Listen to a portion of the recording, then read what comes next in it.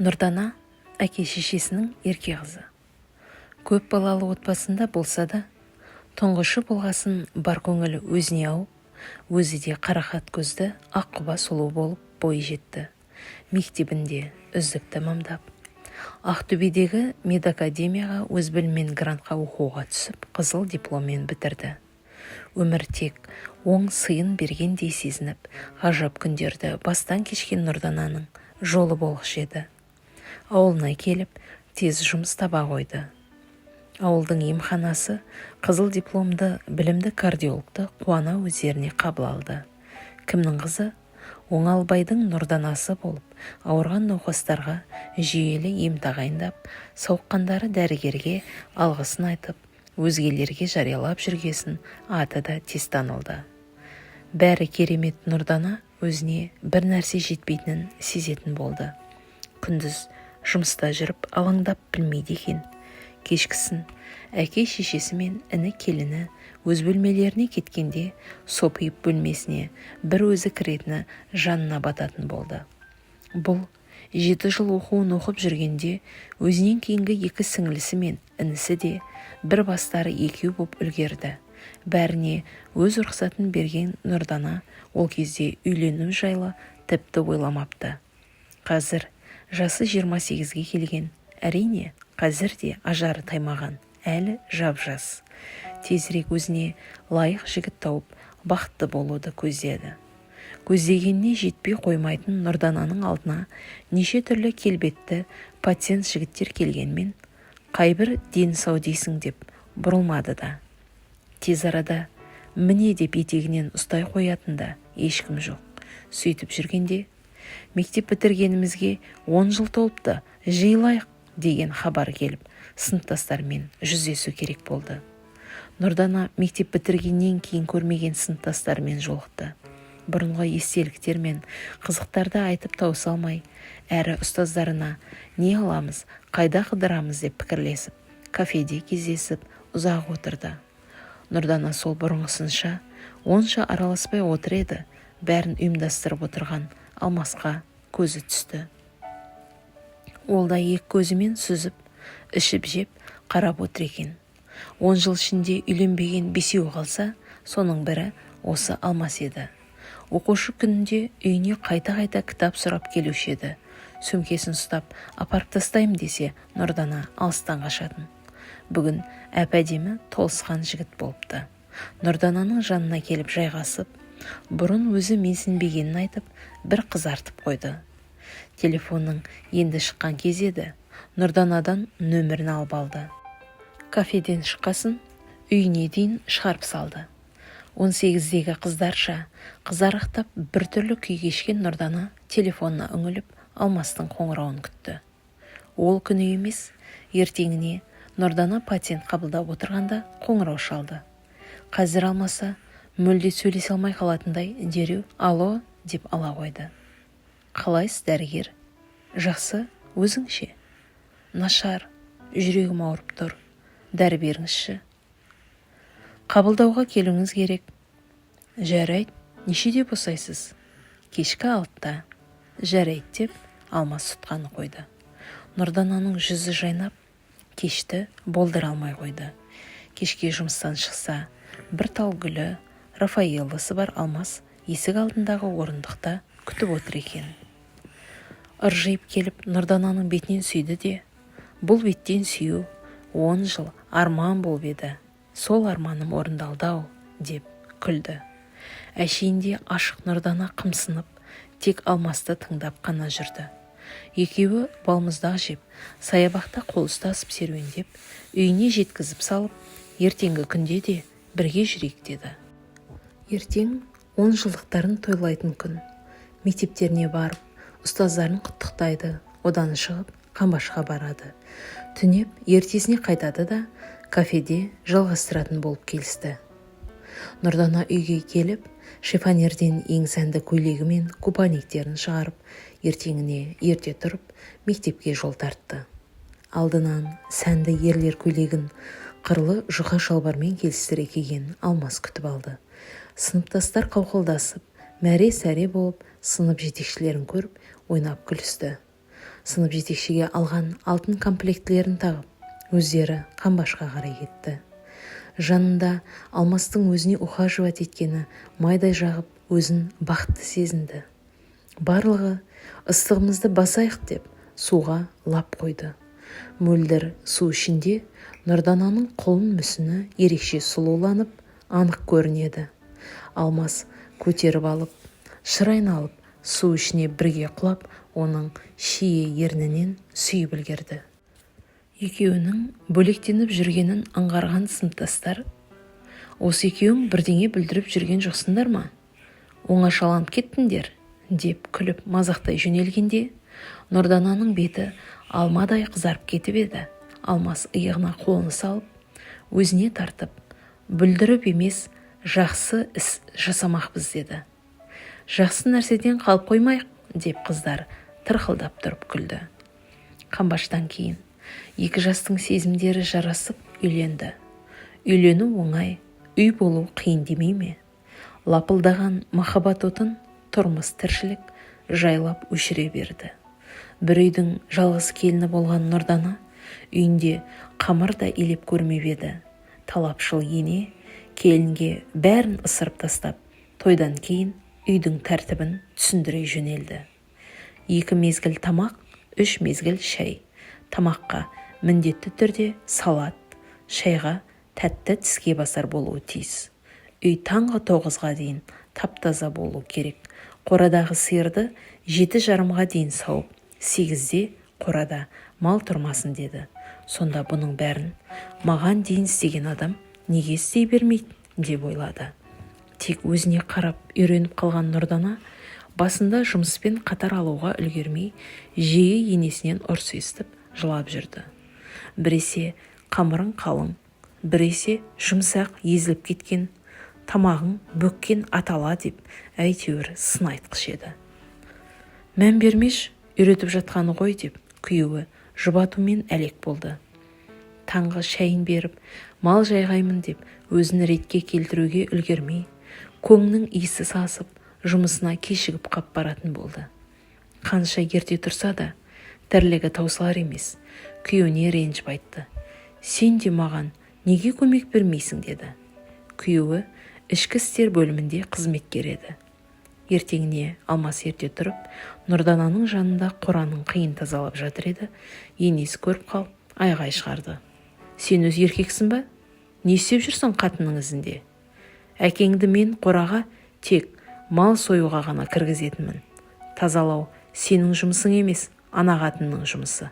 Таста айырды», деп жекіп, умывальникке жуынып, «Мынаның суын кім төгеді?» деп астыңғы есігін ашып қойды. Алмас келіп шелекті алып кеткенде, Нұрданаға енесі ашуланып барды да: «Еркегіңді үйдің ұсақ тірлігіне араластырып, беделін түсірме. Мен әкеңді қалай құрметтеймін, содан қарап үлгі ал», деп кетті.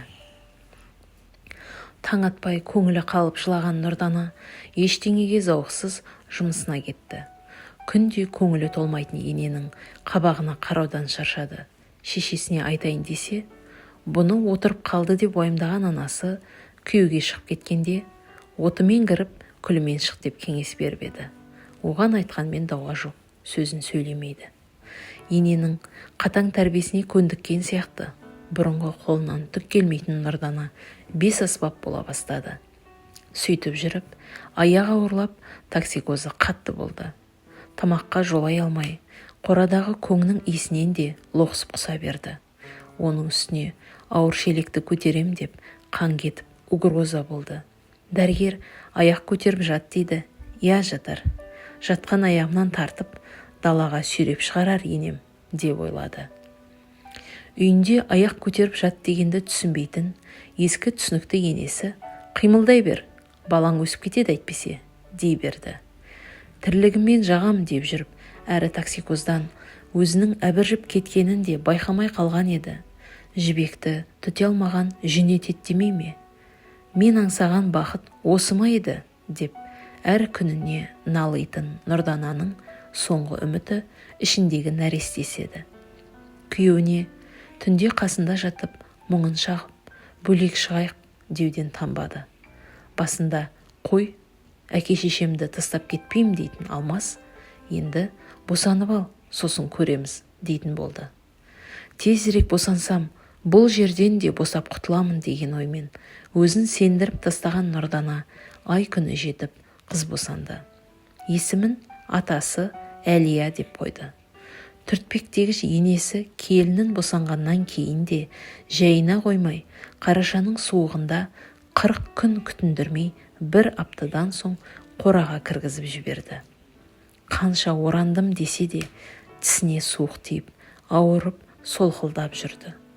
Түнде баланы бесікке бөлеп, Алмас тербеткесін ұйықтап алмақ боп көз ілінген еді. Енесі келіп: «Сен не, өзің ұйықтап, баланы ұлма бергенсің? Ол азанда жұмысына кетпей ма? Бір бала тудым деп болбырап, қалай ертең үйге ие боласың?» деп ұрсып, бүкшеңдеп кетіп қалды. Бұнысы артық енді деп ашуланып жылаған Нұрдана: «Сен неге мені қорғамайсың?» деп күйеуіне шағымданды. «Қалай қорғайым туған анамнан, сені ма? Қайдағын айтпаш» деді. «Мен бұлай жүре алмайым. Мені ұнатпайды екен. Бөлек кетейікші. Уақыты келді ғой» деген Нұрданаға Алмас: «Мен қарт әке-шешемді қалдырып, ешқайда кетпеймін» деді. «Саған сонда әйел мен бала керек емес пе? Сен қартайғанда бізден басқа кімге керек боласың?» деп еді.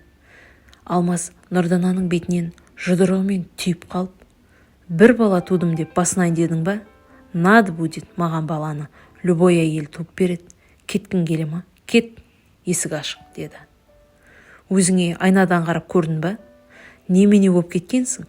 Әбіржіп, үстің қисасып, қолтығыңдағы жүнана өсіп кеткен.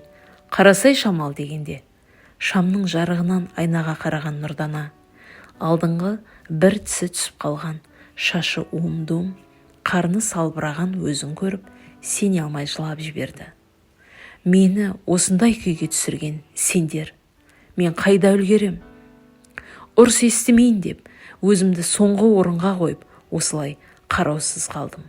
Мен жай ғана бақытты болғым келді» деп аңырады. «Бақытсыз екенсің ғой онда қазір. Бар бақытыңды іздеп кет.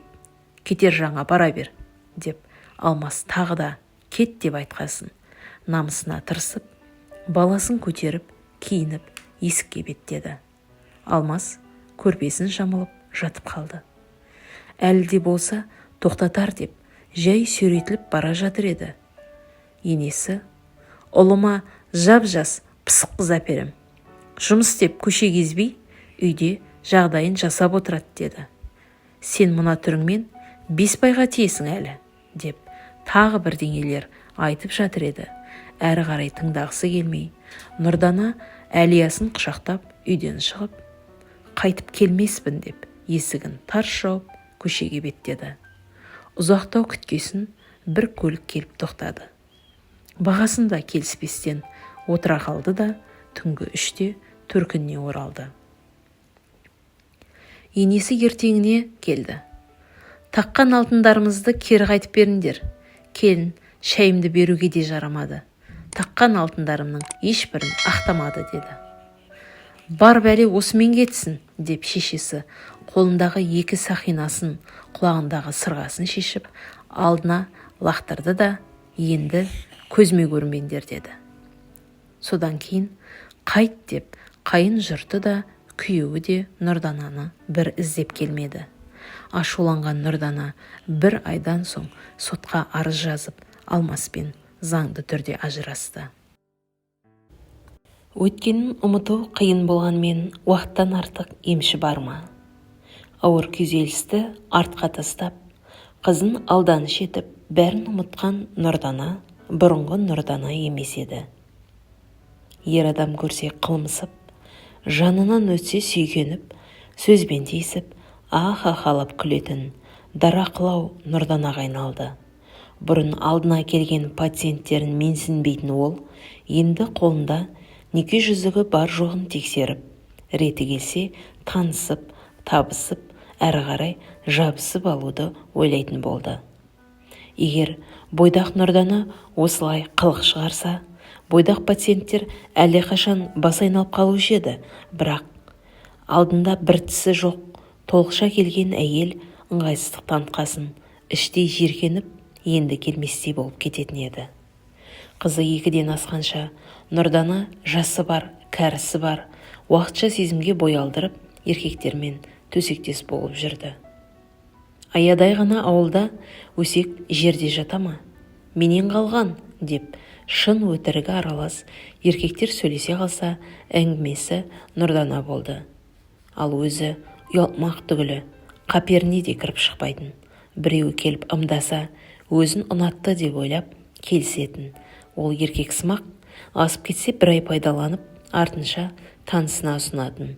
Нұрдана болса, осы ғой менің бақытым деп, бетіне күлген әр еркекке сеніп, етегін аша берді. Қызының мұндай жеңіл жүріске салынғанына намыстан өртенген әке-шешесі мен бауыры, бұл жүрісіңді қоймасаң, я байға ти, я бөлек кет деді. Мен осы өмірді тілеп алыппын ба енді? Қайтем, деп Нұрдана ағыл-тегіл жылап алды. Бөлек пәтер жалдап, одан әрі білген боғын істеп жүрер, балаға обал болар, деп шешесі қызына оңашада тез тұрмысқа шығудың қамын жаса деді. Бас аяғы бір айдың ішінде жасы 32-ге келген Нұрдана 27-дегі бұрын үйленбеген таксист Таңжарық деген жігітке тиіп алды. Базарға барарда танысып, сол түні екеуі бірге қонақ үйде түнеді. Таңжарық момындығынан еш қызбен сөйлесіп, жүріп, төсекте де болмаған екен. Тәжірибелі Нұрдананың төсектегі қабілеті басын айналдырып, сол кезде бірден үйленейік деп, Нұрдана да бірден келісім берді. Ұлына келін керек деп миын жейтін шешесі Таңжарықтың үйленем дегеніне қатты қуанды. Ажырасқан, баласы бар, жас үлкен дегенді естіп, қарсылық танытып еді. Тыңдайтын ұл жоқ болғасын келісіп, ұлымның бірінші некесі деп беташарын жасап, дүркіретіп тойын өткізді. Нұрдана өзімен Әлиясын да ертіп әкетті. Бағына орай Таңжарық Әлияны қызым деп еркелетіп, қолынан түсірмеді. Бар тәттісін әкеліп, енесі де елпектегенін көріп, Нұрдана күнәлар үшін Тәңірден кешірім сұрап, осы бақыттан ажыратпауын тіледі. Өзі де теріс қылықтарын, жеңіл жүрісін доғарып, күйеуіне бар махаббатын арнап жүр. Біраздан бері сол аяқтың башпайына бір жара шығып, мазалап жүр. Емшарасын өз бетінше жасап көргенмен нәтиже жоқ. Өзі қант диабетімен ауырғасын, жарада жазылуы қиын екен. Жанына батпағасын әлі күнге дейін мән бермей жүреді. Енді ол да дызылдап, бақайының ішінен бір құрт кеміріп жатқандай болады да қояды. Хирургтерге апарса, инфекция түскен, кесіп тастаймыз дейді. Қой, деп жағатын дәрілерін алып, сонымен лажыдап жүр. Бір күн ауру, 3 күн сау, аяққа тыным жоқ боп, көп жүріп кетсе, аяғы тіпті бастырмай да қалады. Осылай бақытты жанұясында ауруында елемей жүрген Нұрдананың аяғы ауырлап, қуаныштары еселенді. Ішіндегі ұл екенін өзиден білгесін, күйеуі аяғын жерге тигізбей, жұмысына өзі апарып әкеледі. Енесі де үйдемін болса да деп, жұмыстан келсе, кешкі тамағын дайындап қояды. Бірінші жүктілігінде қатты қиналып еді, енді міне еш қиналмай 5 айды артқа тастады. Бүгін Нұрдананың туған күні 33-ке толуда. Үй іші төркіндері келіп, түнгі 12-де торттарын әкеліп құттықтап кетті. Қуаныштан көзіне жас алған ол бақыт деді. Кешкі туған күн дастарханына бауырсағын пісіріп, салатын істеп дайындалуда. Күйеуі торт пен қымбат әтірін әкеліп сыйлады. Қонақтар да бірінен соң бірі ағылуда. Түнгі 11-лер еді. Күйеуінің телефонына тоқтаусыз қоңырау келді. Ол болса басып жіберіп, ештеңе білдірмей отыр. Оған қоймай, соншама рет қоңырау шалғасын, ас бөлмеге барып сөйлесті. Әйелімнің туған күні еді, шыға алмайым, ренжімеңдер, деп еді. Ар жағындағылар жамырап, шығып кет деп қоймағасын. Жанына жетіп барған Нұрданаға, қазір дүкенге барып суп әкелем деп бетінен сүйіп шығып кетті. Қонақтарына шайын беріп, тілектер бірінен соң бірі айтылуда. Жарты сағат өтті, күйеуі әлі жоқ. Телефонына қоңырау шалса алмайды. Қонақтар шетінен қайта бастады. Хабарсыз қалған күйеуін Нұрдана да уайымдай бастады. Бәрі тарқағасын түнгі бірде қасына енесін ертіп, ұйықтап жатқан Әлияның төсегіне жатқызып, далаға шықты. Дүкен жаққа барды. Қыстың түні аяз болғасын, түнде жүрген ешкім көрмейді. Я көшеге де жарық орнатылмаған. Таңжарық деп енесі екеуі екі жақтан дауыстап келе жатыр. Бойлары да тоңази бастап, дауыстары дір-дір етіп шығуда. Үй жағынан біраз алыстап кеткен, бірі қарны қампиған жүкті келіншек, екіншісі бүкшеген кемпір екеуі митыңдап келе жатыр. Енді расымен жүректері бірдеңе сезгендей қобалжи бастады. Телефонына келе жатып, қоңырау шала берді. Сәлден кейін Таңжарықтың телефонының қоңырауы алыстан естілді. Тынышталып қарап еді. Қала шетінде қараусыз қалған бұрынғы зауыт болатын. Сол жерде жарқырап телефон көрінді. Сүріне қабына жеткен екеуі жерде сұлқ түсіп жатқан Таңжарықты таныды. Қасында пакетте үйіне деп алған сусындар шашылып жатыр екен. Тәке, деп Нұрдана жерге отырағап басын көтеріп еді. Сүйіктісінің қан сорғалап аққан ішін көрді де, деп айғайлай жөнелді. Әлдеқашан жан тапсырған денесі мұздап кеткен екен. Шешесі отырағап, балам-ау, жарығым-ау, көрейін дегенім осы ме еді? Сен алғанша мен алсайшы деп егіліп, ботасынан айырылған інгендей боздады. Жедел жәрдем шақырып, учаскелік полицейлер келіп, өлікті алып кетті. Телефонын полицейлер тексеруге алып алды. Тексеру барысында куәгер ретінде Нұрдана мен шешесінен жауап алынды, бірақ олар кімге кеткенін де білмейтін еді. Телефонды тексеріп, соңғы келген қоңырау иелерін анықтады. Бірге жүретін жолдас жігіт Аян екен. Аяннан сұрақ жауап алу барысында ол өз кінәсін толық мойындап, қасындағы екі жігітпен қоса топтық адам өлтіру қылмысымен 12 жылға түрмеге тоғытылды. Оқиға былай болған екен. 23 желтоқсан күні Нұрдананың туған күні. Сол күні Аяндар басқа районда тұратындармен керісіп, есеп айырысу үшін қайта кездесетін болып шешіпті. Соған адам санын толықтыруға Таңжарыққа хабарласса, ол әйелінің туған күні бара алмайым депті. Подкаблучник, жәлеп әйелің үшін бірге жүрген достарың саттың ба? Шығып, завод жаққа кел, тез. Әйтпесе туған күндеріңнің шырқын бұзамыз дегесін. Таңжарық дүкеннен суларын алып, ойында еш арамдық жоқ. Зауытқа жақындағанда алдынан 3 досы қарсы алып, әбден мазақтап, әйелінің өткен өмірін қозғаған екен. Бұған шыдамаған Таңжарық Аянға соққы бергенде төбелес басталып, Аян ашумен Таңжарыққа пышақ соғады. Тез естерін жиып, өлсін деп тағы 2 рет кезекпен пышақтап тайып тұрыпты. Осылай бір ана баласынан, бір әйел күйеуінен, іштегі әлі туылмаған сәби әкесінен айырылып, шаңырақ қара жамылды. Таңжарықты жер қойнына беріп, 40-100 өтті. Нұрдана да босанып, ұлды болды. Ұлымның ізі, ұрпағымның жалғасы деп, байғұс енесі жалғас деп есімін қойды. Қаралы 2 әйел осы кішкентай торсықтай ұлдың өліне, қызының бұлдыр тіліне мәз болып алданыш етті. Әйел заты болғасын, Нұрдана талай түндерін жар құшағын аңсап жылаумен өткізді. Жылы өткеннен кейін енесі рұқсатын берді. Кеткенде қайда барам? 2 баламен төркінімде сыймасым анық. Енемнің қасында жүре берейін деген оймен қалып еді. Енесі қатты қуанып, көзіне жас алды. Келінім емес, енді сен менің қызымсың деді. Баласы бірге толғасын, жұмысқа шығып, ойы бөлініп, Нұрдана өзін жас сезіне бастады. Құрбыларымен әңгімелесіп, бір жеңілдеп қалатын. Жаңадан жұмысқа Ерке деген бір врач келген екен. Ол да ажырасқан 35-тегі әйел екен. Сөздері жарасып кетті. Темекшіге деген бұған да үйретті. Басында бір рет тартайын деген Нұрдана кейін тығылып, 2 күнде бір қорап тауысатын болды.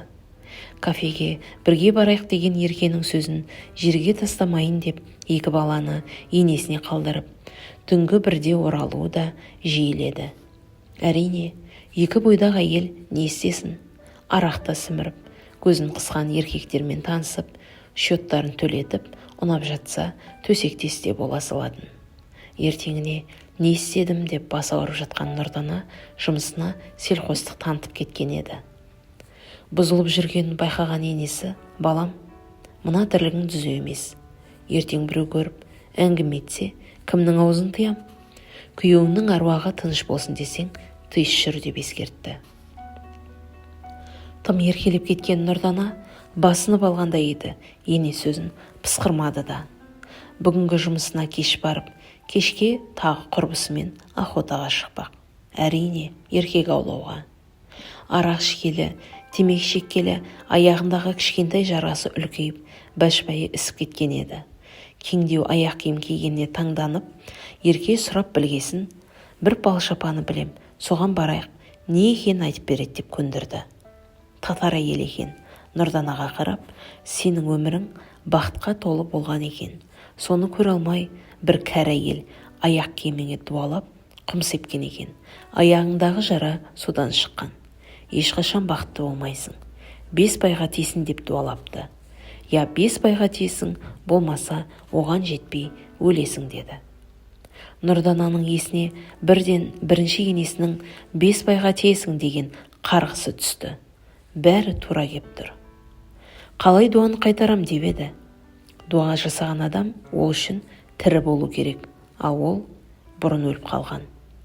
Ішкі аурың, жаның, арың таза болу керек, бірақ сенің ішіңде 10-нан астам еркектің лас аурасы сіңіп сасып жатыр. Сондықтан тағдырдың жазғанын күтесің деп шығарып салды. Айтқандары түк ұнамағасын, сандырақтай бермесін деп мән бермегенсіп кафелеріне кетті. Сол түні Нұрдана шырылдаған 2 баласын, ұйықтата алмай шаршаған енесін ұмытып, үйге қонуға келмеді. Ертесіне азанда 8-де кіріп келгенде қабағы қатулы енесін көрді. Рұқсат бердім, кет дедім. Өзің қалам дедің.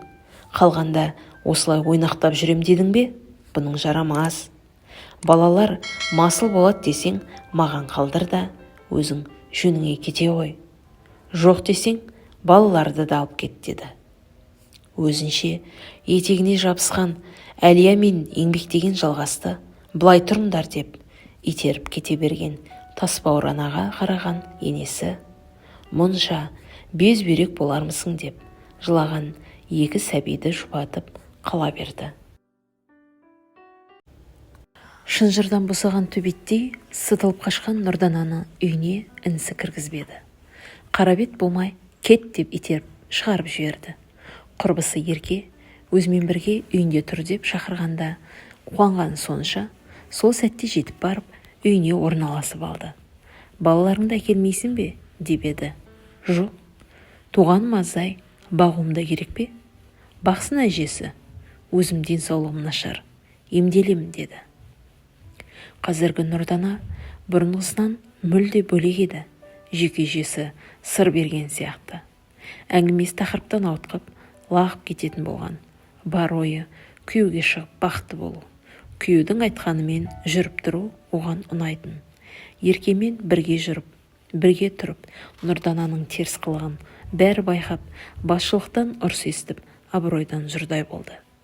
Денесі толысып, шашын қысқа етіп қиған 35-тегі келіншек, өзінің бойына қайдан келгені белгісіз, еркек десе есі кететін әдетін тастай алмай, қайтадан бұрынғы әуеніне басқан еді. Енесі хабарласса ғана ара-тұра 2 баласына барып, тамақ киімдерін апарып тұрды. Күйеуге шығып алайын, өзім жалғыз қарай алмаспын. Күйеуге шыққанда 2 баланы да аламын деп жүрді енесіне. Құрбысы Ерке 45-тегі әйелі о дүниелік болған еркектің етегінен ұстап, жұмыстан да шықты. Бұл қаладан да кетті. Саған жолымды берсін, пәтерімді жалға алып отырсаң болады, ай сайынғы ақысын уақытылы салып отырарсың деп кетті. Құрбысы кеткелі Көңілі жалғызсыраған, үйіне кім көрінгенді түнетіп, еріккендердің ермегіне айналған Нұрдана құрбысы секілді күйеуге шығып кетсем деп қиялдап жүріп, көңілдесінен бала көтеріп қойды. Соңғы кезде кездесіп жүрген жігітіне сенің балаң деп еді, ол ат-тонын ала қашып, әке-шешесінен дым қалдырмай сыбап, боқтап, бұралап, желкемнің шұқыр көрсін деп тайып тұрды. Нұрдана нақты кімнен екенін білмегесін, бекіна шақалақты алдырып тастады. Қатты ауырып, бұндай бақытсыз өмір сүретіндей қандай күнәм бар деп, жаратқанға мұңын айтып, налып жылады. Көңіл қосып жүрген келесі жақсылық деген отбасылы еркектің әйелі келіп, кабинетінде отырған жерінен шашынан жұлып, ұрып, қарғап кеткеннен кейін бас дәрігер жұмыстан өз еркімен кеттеді. Содан бері Нұрдана жұмыссыз, ешкімге қарайтын бет жоқ, абырой жоқ. Өзіне аяушылықпен, жеккөріншілікпен қарайтын бұл қаладан кетіп, жаңа өмір бастағысы келді де, Алматыдағы жеке клиникаларға электронды түрде резюме тапсырып көрген еді. Келіңіз деген хабар келді. Қос қолын шапалақтай қуанған оның қалтасында көк тиын жоқ еді. Амалсыз әке-шешесіне келді. Кетем дегеніне қуанған інісі сұраған ақшасын дереу тауып бере қойды. Кейін қайтарарсың деді. Шешесі, қайтем, өз қолымды өзім кесем ба деп көз жасын сығып алып, ана аяғыңды көрсет білікті дәрігерлерге деді. Иә деп батасын алып, Нұрдана бір аяғын сылтып басып, таксиге мініп, теміржол вокзалына бет алды. Пойызда далаға қарап отырған ол бақытты шақтарын, алғашқы күйеуі Алмаспен өткерген сәттерін, екінші күйеуі таңжарықпен кешкен бақытты ғұмырын, аңғалдығын біліп, алдағыш неше түрлі оңбаған еркектерге сеніп, жеңіл жүріске салынғандығын есіне түсіріп, көзіне жас алды. Үлкені Әлияны әлі күнге дейін іздеп келмеген Алмасқа ызаланып, оны өз туған немересінен кем көрмей өсіріп, бағып отырған екінші енесіне разы болды. Оларды өзінен алыс қалдырғаны, бірақ миына кірмеді, өзін еш айыпты санамады. Солай ойға батқан Нұрдананы жол болсын деген қоңыр дауыс шошытып жіберді. Мама деп абдыраған оған қараған қара торы, жасы 40-тардағы еркек қарқылдай күліп жіберді. Замандас, жасымыз қатарлас болса да, қылығыңыз әлі бала сияқты екен деп әңгімеге тартты. Сырт сымбаты бірден көзге түсетін, тұлғасына қызыққанмен еркек атаулыдан көңілі қалған Нұрдана езуіндегі күлкісін жиып ала қойды да үндемеді. Қапалсыз ғой, қайда бара жатсыз? Жол жүргенде барлық ренішті ұмытып, күліп жүру керек, әйтпесе жолың болмай қалады деп еді. Рас па дегендей, Нұрдана еркектің жүзіне аңтарыла қарады. Көзіңіз мұңлы, әрі магниттей тартатын ерекше екен. Менің есімім Қайрат деп қолын ұсынды. Нұрдана деп қолының ұшын тигізді. Нұрдана, барар бағытымыз бір сияқты. Алматыға ма деп еді. Бас изегенін көріп, ендеше әңгімелесіп, жол қысқартпадық па деп сөзге тартты. Қайрат бухгалтер болыпты.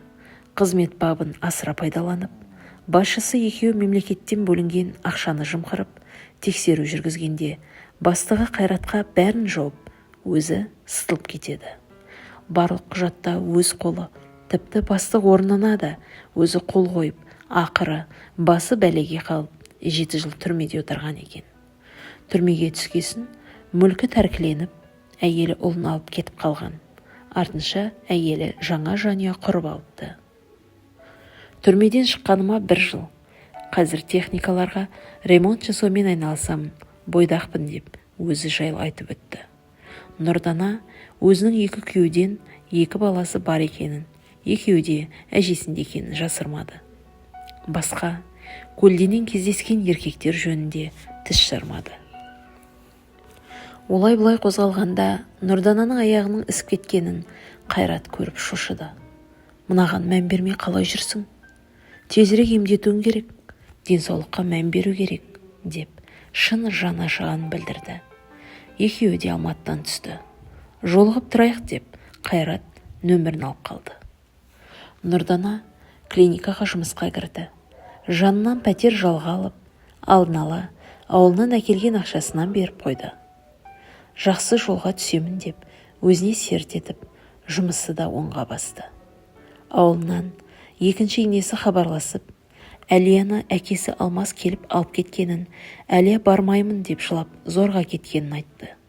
Балаға суық па, Нұрдана бір селт етпей, туғандарының қасында болса бопты. Дұрыс болған екен деп қоя салды. Айдалада енесі жылап жатыр. Келіп қайтадан өзіме әкеп берші деді. Я, жақында барам деп жұбатты. Аяғы ауырып, жанына батқасын жұмысындағы хирургке көрсетіп еді. Ота жасамаса болмайды деп шорт кесті. Расында жүре алмай қиналған Нұрдана өзінің қант диабетімен ауыратынына қарамастан ота жасатып, іріңдеген башпайын кестірді. Ауырғаны басылып, жұмысына қосылған күндердің бірінде Қайрат хабарласты. Оны енді хабарласпайды деп үмітін үзген Нұрдана қуанып кетті. Екеуі жұмысқа жақын жердегі дәмханадан тамақтанып, ұзақ әңгімелесті. Қайрат, екеуміз тағдырлас екеміз. Қалған ғұмырымызды бірге сүріп көрсе қайтеді дегенде, жалғыздықтан қамыққан, тұрақты қатынасты, жанында түреу, сүйеу, қолдау болар азаматты аңсаған Нұрдана келісім берді. Екеуі бір пәтерді жалға алып, бақытты күндерді бастан өткерді. Кешкілік, саябақты серуендеп, қазіргі сәтпен өмір сүрді. Нұрдананың аяғындағы орны жазылмай, дәрігер алдын тоздырды. Дәрігер аяғында қауіпті инфекция бар екенін, оның тізесіне өтіп кеткенін айтқанда, жан тәтті емес пе? Тағы да ота жасатып, тізесіне дейін кестіріп тастады. Отадан оянғанда, жанында отырған жұбайын көріп, көзін жасқа шылады. Бір апта ауруханада жатып, тағы тексеру жүргізіп, дәрігер инфекцияның санына дейін өтіп кеткенін айтқанда, әбден күдерін үзген Нұрдана қатты жылады. Алғаш рет көз алдына ұлы мен қызын елестетіп, соларды көруді аңсады. Көкірегі өксікке толып, балаларын бір бауырына баспаған өкініші өзегін өртеді. Бақытты байдан іздеп, күнәлі ғұмыр кешкенім, неткенім. Алыстан іздеген бақытым жанымда жүргенін білмеппін ғой. Ол менің құрсағымнан шыққан балапандарым екен ғой, деп бармағын тістеді. Дәрігер ота жасамаса, жарты жылдай ғана ғұмыры бар екенін, ал ота сәтті өтсе, әрі қарай ұзақ ғұмыр кешесің деп үміт отын жаққаны сол еді. Нұрдана бұл отаға да келісім берді. Ауылдан әке-шешесі естіп жылап, ел жұрттың сөзі деп өзінен аластатқан үшін кешірім сұрады.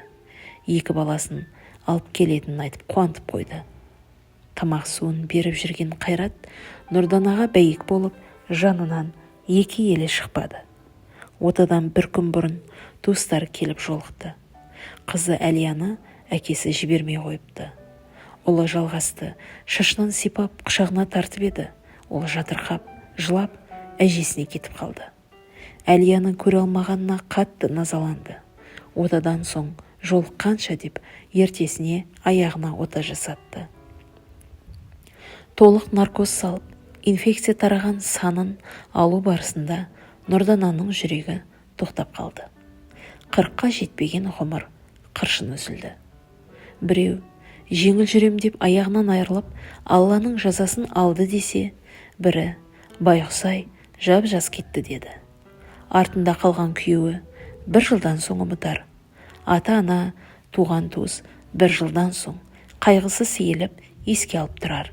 Ал кішкентай анасыз тірі жетім еді, енді шын жетімге айналған қос құлынның болашағы қалай болады? Ол бізге беймәлім. Әңгімені аяқтай отырып, бақыттың мәнін басқадан емес, баланың шынайы күлкісінен іздейік дегім келеді.